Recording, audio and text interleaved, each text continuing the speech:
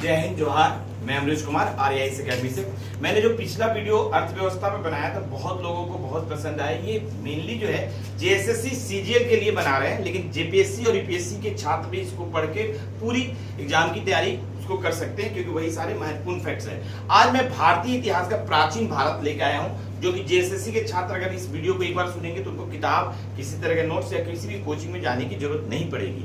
आप लोगों को मालूम होगा कि जो आपका जो समान ज्ञान का जो प्रश्न है, ये मात्र 30 प्रश्न ही पूछे जाएंगे, जिसमें सभी चीज पूछे जाएंगे। इतिहास, भूगोल, राज्य व्यवस्था, अर्थव्यवस्था, करंट अफेयर्स, सभी चीजें पूछी जाएंगी। इसलिए आपको जो है सभी को बहुत शॉर्ट में पढ़ना है, लेकिन फिर भी आपको अगर अच्छे मार्क्स लाने हैं तो आपको पढ़ना तो पड़ेगा ही। इसलिए आप बहुत ज्यादा मेहनत नहीं कर सकते हैं। तो आपके लिए मैं एक बहुत शॉर्ट में वीडियो ला रहा हूं, जिसको आप देखने के बाद संपूर्ण आपको उस विषय के बारे में जानकारी हो जाएगी। मुझे पूरा भरोसा है, उससे बाहर आपको कोई प्रश्न नहीं आएगा। उससे ज्यादा आपको पढ़ने की कभी जरूरत भी नहीं है, जिंदगी भर आपको उसको कभी पढ़ने की जरूरत नहीं है। तो आपको मैं जो प्राचीन भारत बताने जा रहा हूं, वो आपको पाषाण काल से बताने जा रहा हूं। पाषाण काल जो था, ऐसे पाषाण काल जो है पूरा पाषाण काल, मध्य पाषाण काल, नव पाषाण काल, 3 पाषाण काल में आपको जो है इसको बांटा गया है। तो सभी इतिहास का और हर किताब में अलग अलग रहता है। तो जो पूरा पाषाण काल है 25 लाख वर्ष से पूर्व का है, और ये 40,000 ईसा पूर्व तक आता है। तो ये 25 लाख वर्ष से जब मानव जो है हिम जब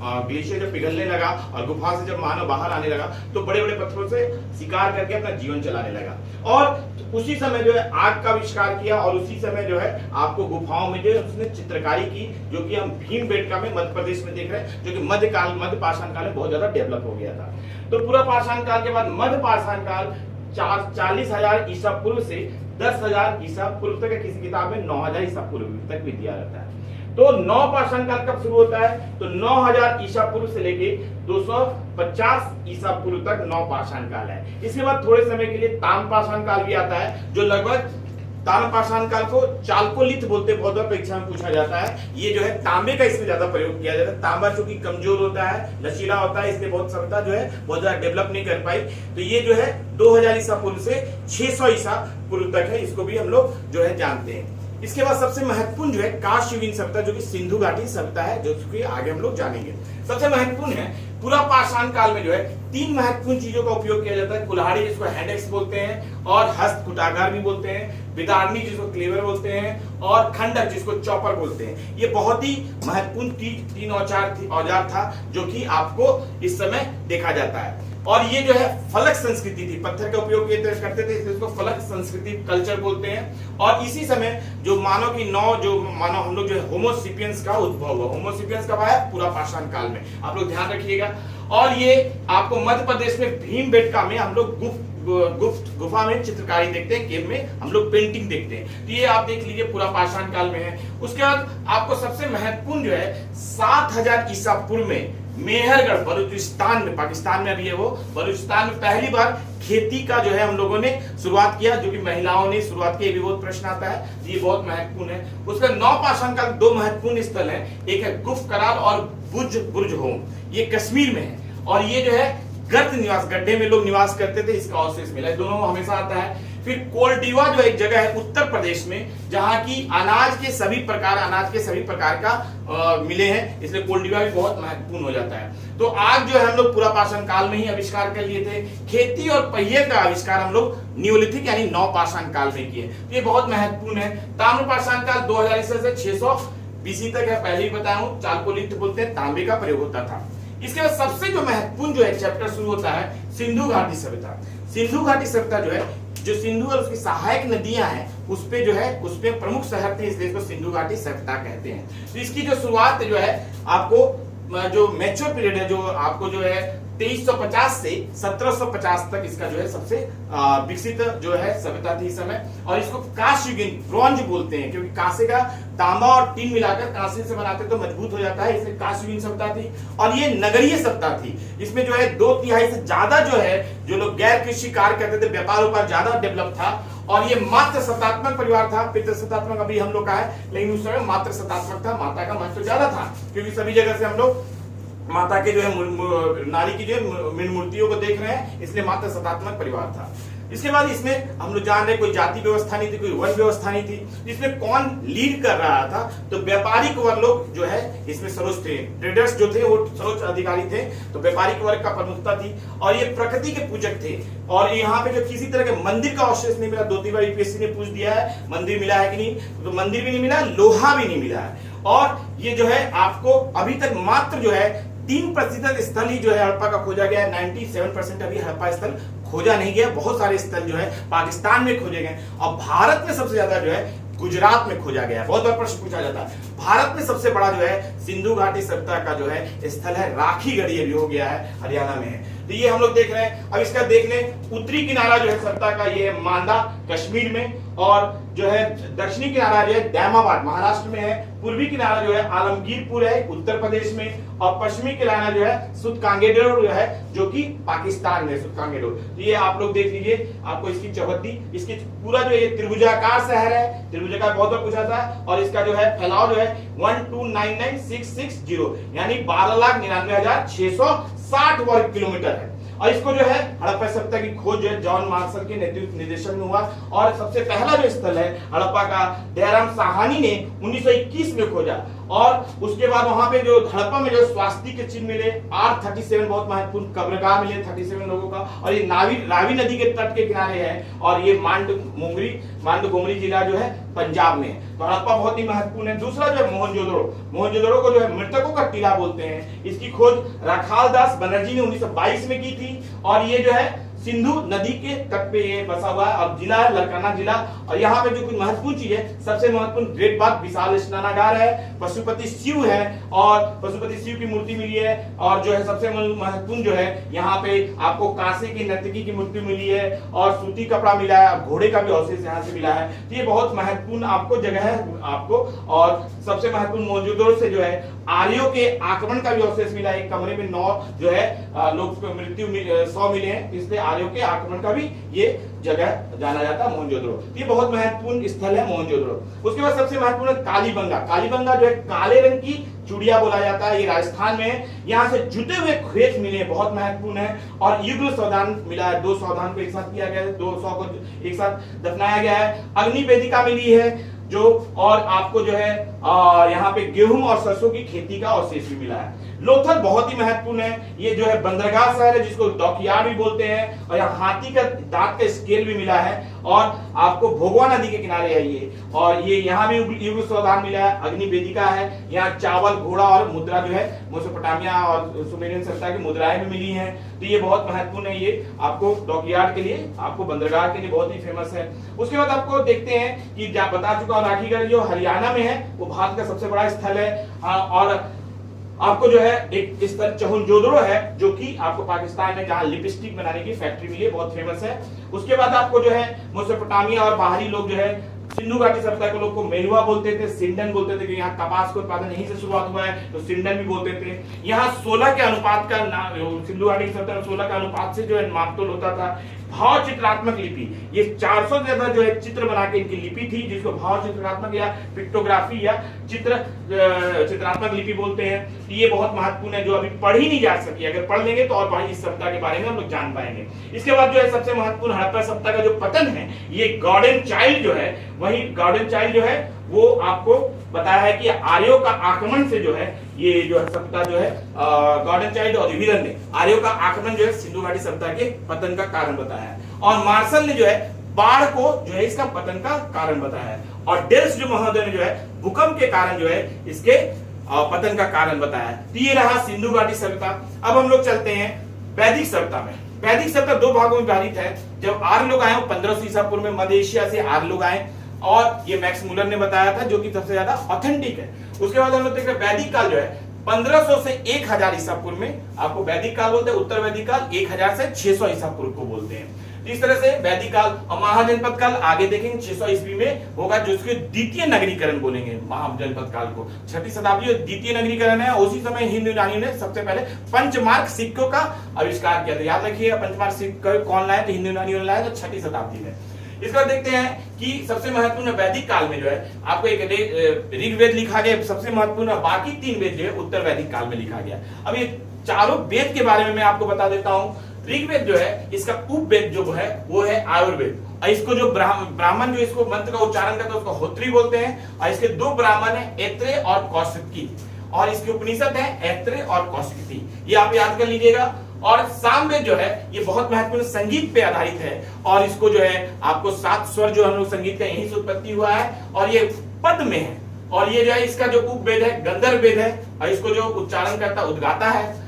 और इसका जो जैमिनी और तांडे दो जो है महत्वपूर्ण ब्राह्मण है, और इसके उपनिषद छांदोग्य और जैमिनी उपनिषद दो है, छांदोग्य और जैमिनी उपनिषद दो महत्वपूर्ण है। यजुर्वेद ये बहुत ही महत्वपूर्ण है, गद्य और पद में दोनों है। यजुर्वेद जो है गद्य और पद दोनों में लिखा गया है, और ये यज्ञ की जो है कर्मकांड की विधि, यज्ञ के जो यज्ञ वेदी को कैसे बनाया था उसके बारे में इसकी जानकारी दी जाती है यजुर्वेद में। और इसका उपवेद है धनुर्वेद, और इसको जो गाता है जो इसका उच्चारण करता है उसको अधर्व बोलते हैं। और इसके जो ब्राह्मण है सतपथ और तैत्रेय ब्राह्मण है।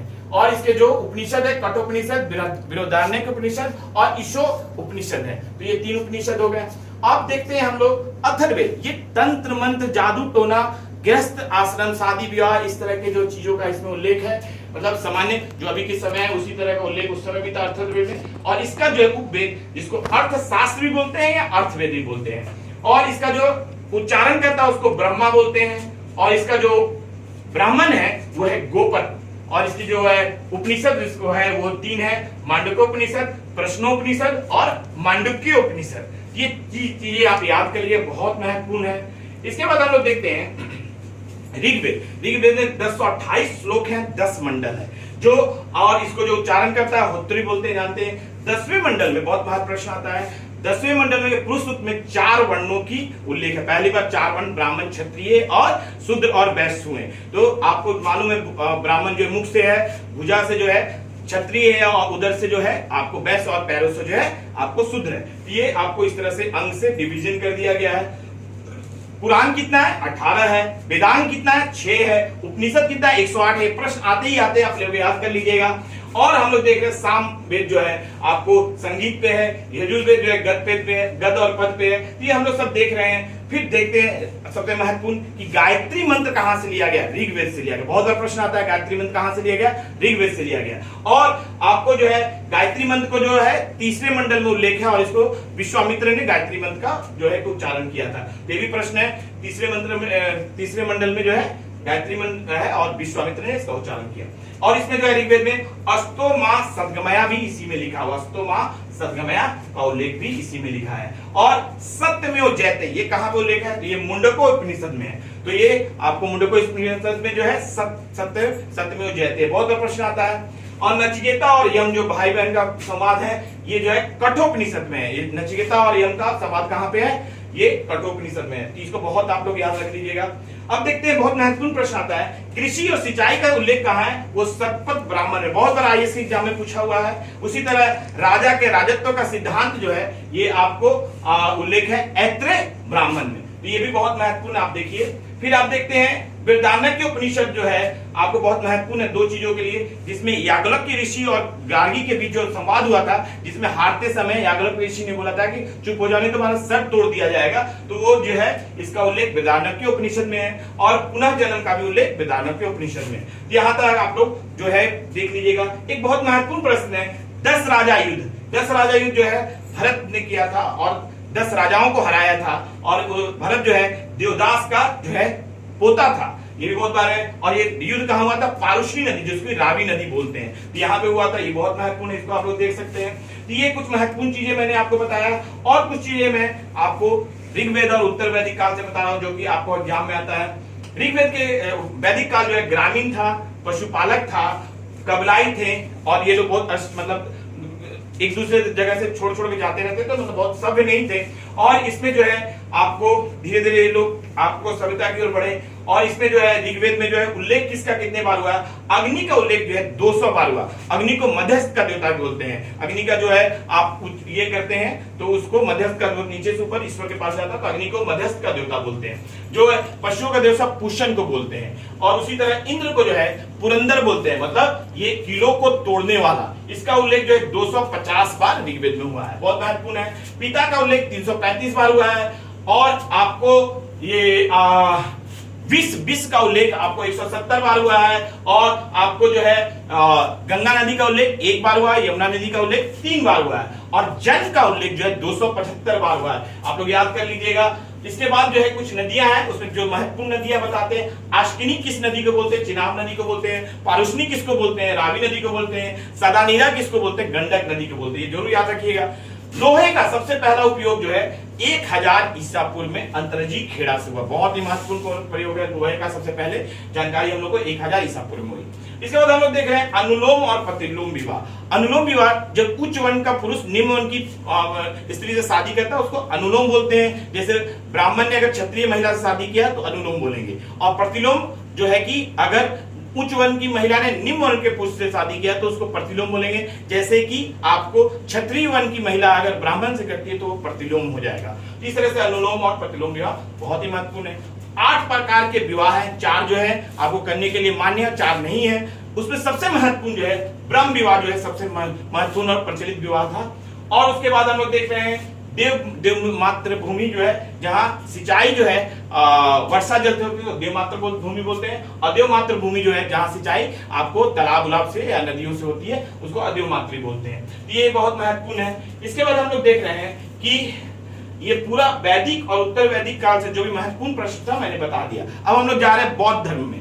बौद्ध धर्म जो है इसके जो आपको संस्थापक में महात्मा बुद्ध हैं, जिनका 563 ईसा पूर्व में जो है आपको कपिलवस्तु, जिसको कुशीनगर भी बोलते हैं, वहां जन्म हुआ था। इन्होंने घर त्याग किया, उसको महान विनिष्क्रमण बोलते हैं, जो 29 वर्ष की आयु में किए, और 35 वर्ष की आयु में उनको ज्ञान की प्राप्ति हुई। और नदी का नाम है निरंजना नदी, और ये बोध गया में हुआ था, और पीपल वृक्ष के नीचे हुआ। और इनको इसी के बाद तथागत, मैत्रेय और शाक्य मुनि भी बोलते हैं। इनका जो पहला उपदेश जो है सारनाथ में हुआ था, ऋषिपत्नम भी बोलते हैं। और इन्होंने जो आपको उपदेश दिया था उसको धर्मचक्र प्रवर्तन करते हैं, पहला उपदेश दिया था। और जो इनकी मृत्यु इसको महापरिनिर्वाण बोलते हैं, जो कि 80 वर्ष की आयु में कुशीनगर में हुआ था। ये सब आप लोग ध्यान रखिएगा। इन्होंने 4 आर्य शब्द दिए, अष्टांगिक मार्ग दिया, त्रिरत्न दिया। त्रिरत्न क्या है? बुद्ध, धम्म और संघ को त्रिरत्न बोलते हैं। इसके बाद देखते हैं कि इनका सबसे ज्यादा जो उपदेश जो है इन्होंने श्रावस्ती में दिया, बहुत महत्वपूर्ण है, और पाली भाषा में उपदेश दिया है बौद्ध धर्म में। इसकी 4 बौद्ध संगतियां जिसको बताना बहुत ही आवश्यक है। प्रथम बौद्ध संगति जो है राजगृह में हुई थी 483 ईसा पूर्व में, और उस समय जो है आपको जो है उसके अध्यक्ष थे महाकश्यप थे, और जो है शासक था अजातशत्रु था, याद रखिएगा। द्वितीय बौद्ध संगति वैशाली में हुआ था 383 ईसा पूर्व में, और उस समय जो है अध्यक्ष जो थे वो साबक मीर थे, और उनका जो है आपको शासक जो था काला शोक था। बहुत महत्वपूर्ण है। तो पहला जो बौद्ध संगति हुआ उसमें 2 चीजें बनी थी, विनय पिटक और सुक्त पिटक, याद रखिएगा। दूसरे बौद्ध संगति में बौद्ध धर्म का विभाजन हो गया था महासंधिक और थेरवादी में, याद रखिएगा। और तीसरा बौद्ध संगति जो है पाटलिपुत्रा में हुआ 251 ईसा पूर्व में, और इसके अध्यक्ष थे मोगलीपुत्र तीस, और अशोक के समय हुआ। इस समय एक और पिटक लिखा गया, अभिदम पिटक लिखा गया, बहुत महत्वपूर्ण है, याद रखिएगा। चौथी बौद्ध संगति कुंडलवन कश्मीर में हुआ, और इसमें जो है ये प्रथम शताब्दी में हुआ, और ये जो अध्यक्ष थे वासुमित्र, और उपाध्यक्ष जो थे इसमें अश्वघोष थे, और ये कनिष्क के समय हुआ। और इसमें सबसे बड़ी बात हुई हीनयान और महायान में बौद्ध धर्म का विभाजन हो गया चौथी बौद्ध संगति ने। तो इसको आप याद रखिए, बहुत ही महत्वपूर्ण प्रश्न है, आता है परीक्षा में। इसके बाद जो है हम लोग महावीर जैन धर्म की ओर चलेंगे। जैन धर्म महावीर जो है आपको जैन धर्म में 24 तीर्थंकर हुए, जिसमें जो है 2 महत्वपूर्ण तीर्थंकर नेमिनाथ और अष्टमी का उल्लेख जो है आपको ऋग्वेद में हुआ है। और जो 23वें तीर्थंकर है पार्श्वनाथ हैं, और 24वें तीर्थंकर के रूप में जो है महावीर को जाना जाता है। महावीर का जन्म 540 बीसी में हुआ था, और इनका जन्म कुंडग्राम में वैशाली के पास में हुआ था, और इनका बचपन का नाम वर्धमान था, और ये घात्रिक कुल के थे।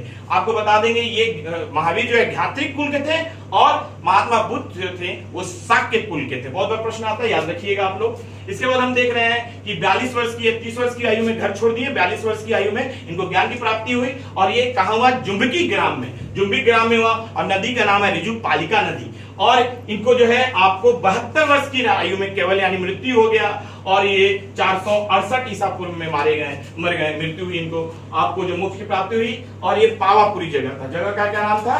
पावापुरी।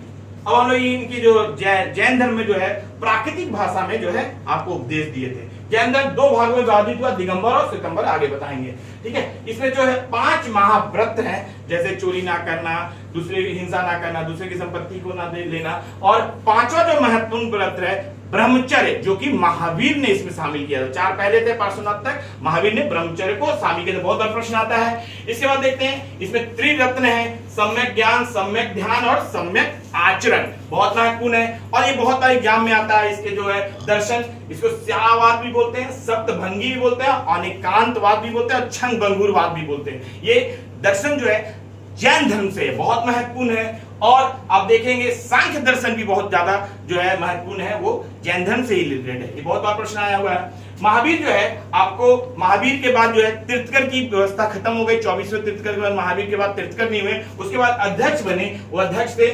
सुधर्मन जैन संघ के अध्यक्ष बने। और सबसे महत्वपूर्ण है भद्रबाहु ने जो है कल्पसूत्र की रचना की संस्कृत में, बहुत महत्वपूर्ण है। अब हम लोग देखते हैं जैन संगति।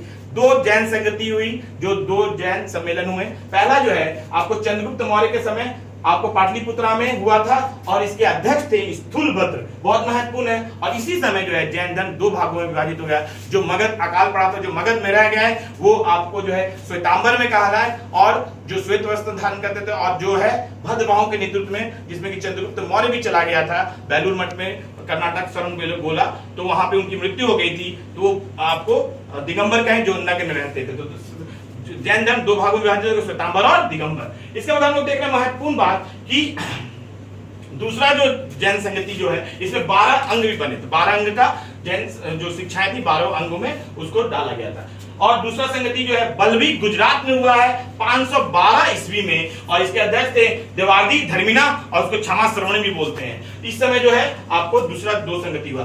बौद्ध धर्म का जो पुस्तकें हैं 12 अंग, 12 उपांग, 10 प्रकीर्णन और 6 छेद में इसको विभाजित किया गया, बहुत महत्वपूर्ण है। इसके बाद हम लोग सबसे महत्वपूर्ण चीज देखते हैं महाजनपद काल। ये मैं लास्ट चैप्टर इस वीडियो का बना रहा हूं, महाजनपद काल। महाजनपद काल जो है 6ठी शताब्दी में शुरू हो रहा है, जिसमें 16 राज्य थे, 16 जन जो आपको राज्य बन गए वो जनपद हो गए। और इसका उल्लेख जो है आपको अगुंतर निकाय, बौद्ध धर्म के अगुंतर निकाय पुस्तक में हुआ है, और भगवती सूत्र, जैन धर्म के भगवती सूत्र में इसका उल्लेख हुआ है। सबसे महत्वपूर्ण है 2 जो राज्य थे बज्जी और मल, जो है गणतंत्र थे, यहाँ जनता के द्वारा राजा चुना जाता है। और इसके बारे में थोड़ा सा बता देते हैं आपको। सबसे महत्वपूर्ण जो है आपको काशी, इसकी राजधानी वाराणसी थी, अंग जिसकी राजधानी चंपा था, और इसको बाद में बिंबिसार ने जीत लिया था, मगध का शासक बिंबिसार ने। और कौशल, इसकी 2 राजधानी थी, श्रावस्ती और कुशावती, और इसके कौशल का राजा था सबसे महत्वपूर्ण आपको प्रसेनजीत। बहुत बार क्वेश्चन आता है प्रसेनजीत कहाँ का राजा था, कौशल का। उसके बाद वश था, इसका जो है राजधानी कौशांबी है,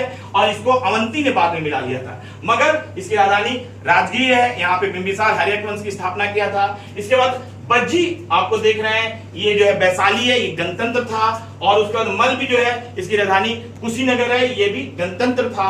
और आपको मत्स्य देखते हैं, इसकी राजधानी विराटनगर है। और कुरु इसकी राजधानी इंद्रप्रस्थ है। और चेदी और इसकी राजधानी शक्तिमती है। और अश्मक इसकी राजधानी पोटन या पोटली है। और सूर्यसेन इसकी राजधानी मथुरा है। और अवंती इसकी 2 राजधानी है, उज्जैन और महिष्मती 2 राजधानी है। पंचाल इसकी भी 2 राजधानी है, अक्षेत्र और काम्पिल्य। और गंधार इसकी राजधानी तक्षशिला है। और कंबोज जो है इसकी राजधानी हाटक है।